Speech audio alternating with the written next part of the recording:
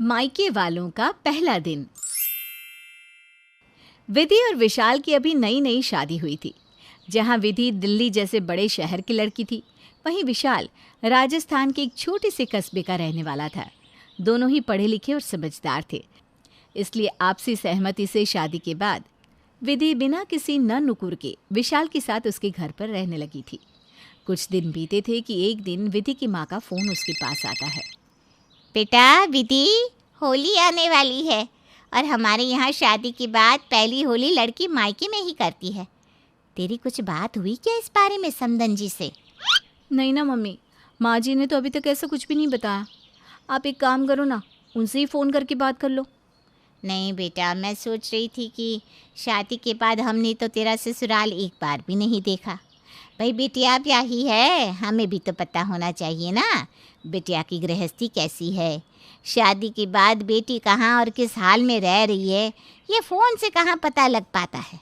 उसके लिए तो बिटिया के ससुराल में धावा बोलना पड़ता है। क्या मम्मी, आप भी ना। अरे मैं बहुत अच्छी हूँ, खूब मज़े में हूँ अपने ससुराल में।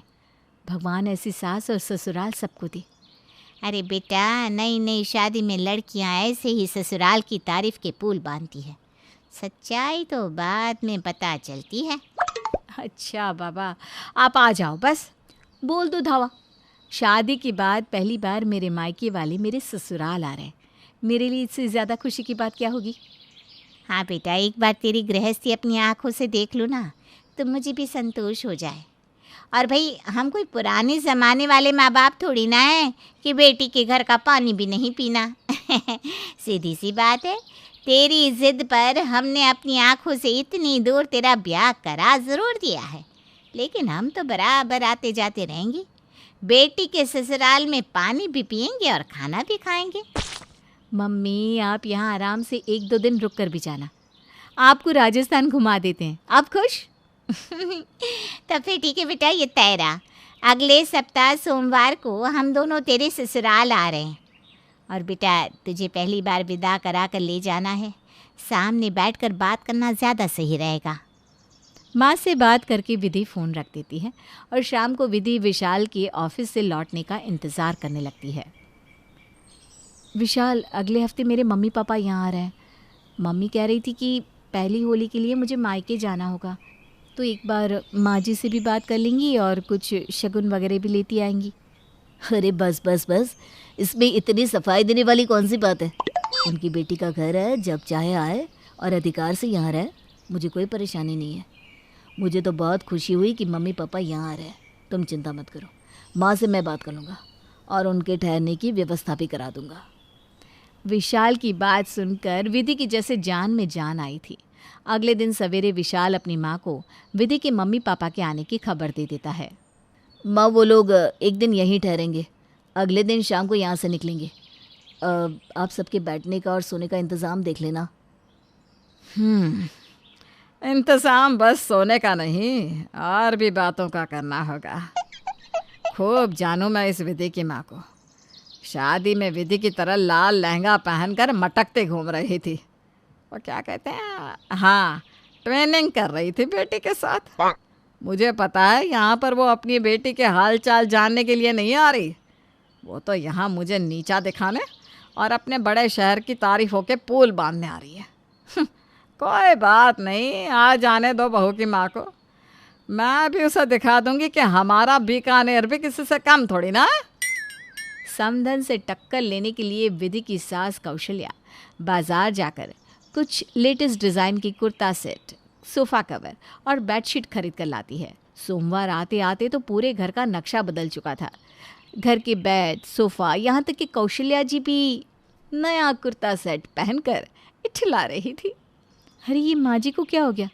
मैं तो जब से आई हूँ उन्हें साड़ी में ही दिखा है, आज अचानक सूट कैसे पहन लिया, वो भी टाइट फिटेड पैंट के साथ। माँ जी तो पहचान में ही नहीं आ रही। उधर विधि की माँ जानती थी कि कौशल्या जी को शादी में उनका मेकअप और लहंगा पहनना खास पसंद नहीं आया था, इसलिए बेटी के ससुराल में सुख शांति बनाए रखने के लिए वो अपने सूट और ट्राउज़र छोड़कर साड़ी पहनकर ही विधि के यहाँ आती है। जब सोमवार के दिन विधि की माँ अर्चना उसके ससुराल पहुँचती है तो उन्हें देखकर विधि का तो सर ही चकरा जाता है।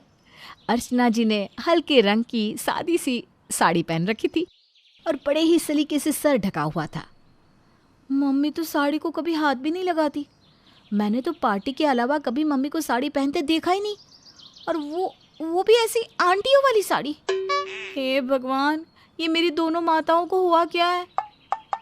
अरे मम्मी, आप 6 घंटे का सफ़र इस साड़ी में तय करके आई हो, लेकिन क्यों?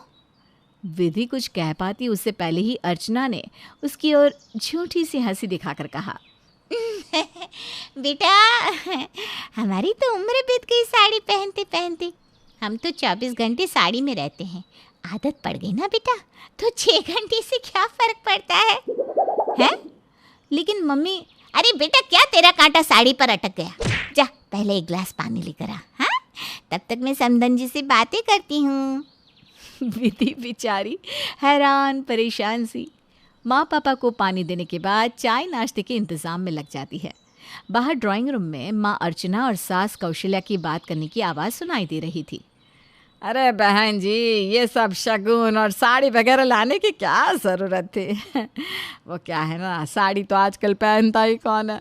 मैं तो खुद ब्रांडेड सूट ही पहनती हूँ, और अगर पसंद ना आए तो बुटीक से डिज़ाइन करवा लेती हूँ। आजकल पता नहीं शोरूम में बिना अच्छे डिज़ाइन नहीं मिलते। मैं तो परेशान हो गई हूँ, हर बार घूम फिर के वही 4-5 डिज़ाइन दिखाई पड़ते हैं। हाँ बहन जी, बिल्कुल ठीक कह रही हैं आप। सूट में ना ज़्यादा वैरायटी नहीं मिल पाती, इसीलिए तो मैं आपके लिए ये डिज़ाइनर साड़ी लाई हूँ। आप पहन कर देखिएगा, आपको पसंद आएगी। हाँ, बाप लाई है तो आपकी खुशी के लिए पहन लूँगी मैं। बहन जी, विधि के पापा तो कहते हैं कि आजकल सब औरतें सूट और ट्राउज़र पहनने लगी है, तुम भी पहना करो। अब वो ज़िद करने लगे तो उनके कहने से ही विधि की शादी में मैंने लहंगा पहन लिया, वरना मैं कहाँ ये सब ड्रेस पहनती हूँ। लेकिन आप पर सच में ना ये ड्रेस सूट कर रहा है, आप पहना कीजिए। हाँ, मेरी विधि को भी ना डिज़ाइनर ड्रेस बहुत पसंद है। अब आप दोनों सास बहू खूब शॉपिंग करना। अब चलिए बहन जी, नाश्ता कर लीजिए। आज कॉन्टिनेंटल मंगवाया है, कल चाइनीज़ मंगवा लेंगे। आपको चलेगा ना? अरे हम तो भाई साहब सुबह के नाश्ते में बिल्कुल सात्विक भोजन जैसे फल दूध ऐसा ही लेते हैं। हाँ, राजस्थान आने वाले लोग सोचते होंगे कि यहाँ आकर बस दाल बाटी ही खाने को मिलेगी। लेकिन हमारी पसंद ना थोड़ी अलग है। अब कोई कितने दिन दाल बाटी खा सकता है भाई? हाँ, अब ये फल फूल आप दिल्ली जाकर खाइएगा, यहाँ तो हमारे साथ कॉन्टिनेंटल खाना ही खाइए। ये संस्कारों की उल्टी गंगा कैसे बह रही है? जब से मैं आई हूँ रोज़ दाल बाटी चुरमाई खा रही हूँ, और ये पापा जी कौन सी दुनिया की बात कर रहे हैं? कॉन्टिनेंटल, और इस घर में। और हमारी मम्मी पराठों के बिना इनकी सुबह नहीं होती। जब से आई है साधु संतों वाली बात कर रही है। यूं ही लंबी लंबी डींगों के बीच नाश्ता खत्म होता है और सभी अपने अपने कमरे की ओर बढ़ जाते हैं। दोपहर के समय फिर से विधि के सास ससुर और मम्मी पापा डाइनिंग टेबल पर आमने सामने बैठ जाते हैं। भाई साहब, इंडिया का टूर तो हो ही गया होगा आपका।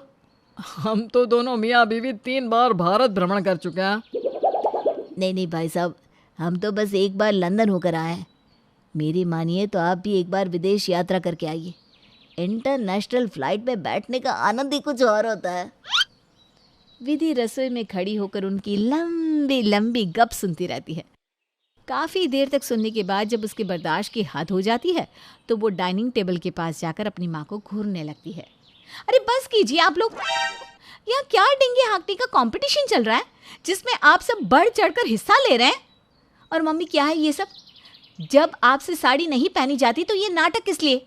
मुझे पता है, अभी नीचे उतरते समय आपका पैर उलझ गया था ना, और आप सीढ़ियों में गिर गई थी ना। अरे बेटा, सबके सामने ये क्या बोल रही है? और पापा, आप कब गए लंदन की ट्रिप पर? झूठ की भी कोई लिमिट होती है। मम्मी जाइए, पहले आप अपने कपड़े चेंज करके सूट पहन कर आइए। हाय हाय बहन जी, मतलब आप और भाई साहब तब से झूठ के पहाड़ पर चढ़ा रहे थे हमें। माँ जी रहने दीजिए, हाँ अभी तो सुबह से एक के बाद एक गप ही छोड़ रही है। अरे आप तो हमेशा से साड़ी पहनती आई हैं, कि डिज़ाइनर सूट कब से पहनने लगी? और पापा जी, कॉन्टिनेंटल नाश्ता, जिस दिन से मैं आई हूँ मैगी तक खाने के लिए तरस गई हूँ। लेकिन आप तो कढ़ी, दाल, बाटी चूरमा और बाजरे की खिचड़ी के आगे कुछ खाना ही नहीं चाहते। मतलब इतना झूठ आखिर किस लिए? बेटा मैं तो बस तेरी सास के कहने पर ये सब कर रहा हूँ। इसने ही कहा कि बहू के मायके वाले दिल्ली से आ रहे हैं, तो उनसे 20 ही रहना है, 19 ना होने पाए। तो बस मैंने भी बड़ी बड़ी कहानियाँ बना दी।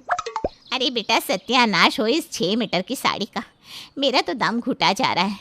मैं तो बस इसलिए ये साड़ी और पल्लू का दिखावा कर रही थी ताकि बहन जी मुझे अच्छे संस्कारी खानदान की बेटी समझकर मान सम्मान दे। माँ जी, आपको कुछ कहना है? अब विधि बेटा मैं तो खुद इस नाटक से उकता आ गई हूँ। आप लोग जैसे हैं वैसे ही अच्छे हैं। किसी के लिए खुद को बदलने की कोई ज़रूरत नहीं है। मम्मी, साड़ी पहनने से आप ज़्यादा संस्कारी लगेंगी, ऐसा आपसे किसने कहा? आपने जींस और सूट पहनकर भी मुझ में खूब संस्कार डाले हैं। मुझे अपनी माँ पर गर्व है। माँ जी, आपको भी शहर के समधियों के सामने खुद को छोटा समझने की कोई ज़रूरत नहीं है। आपका कल्चर बहुत अच्छा है। सास, ससुर और माँ पापा को अपनी अपनी गलती समझ में आ गई थी।